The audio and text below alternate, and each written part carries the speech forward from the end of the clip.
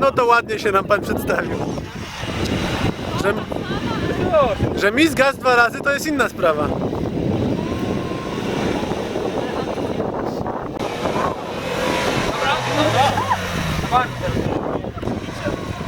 Dowcipaśnie.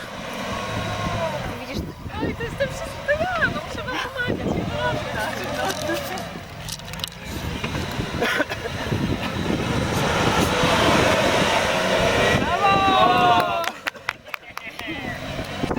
Jacku, proszę powiedzieć, czy dziura jest straszna? Dziura nie jest, ładnie do zdobycia. Ładnie.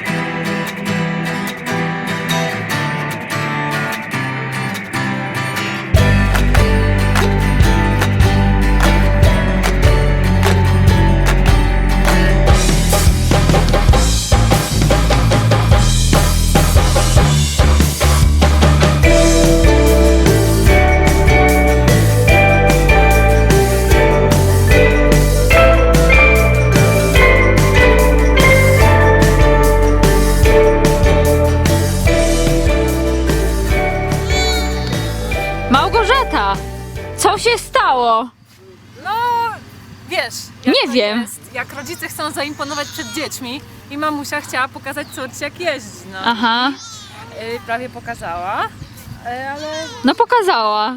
Właśnie pokazała. Tak. pokazała. No gdzie jest twój mąż? No mój mąż aktualnie... Prace fizyczne. Ktoś musi. Bartek szykuje się do nowego zawodu, będzie górnikiem. Tak, Aha. to podobno jest bardzo Będzie kopał dobry, piach. bardzo Tak. płatny, dobry zawód. Kopał Bardzo. piach na plaży. Aha.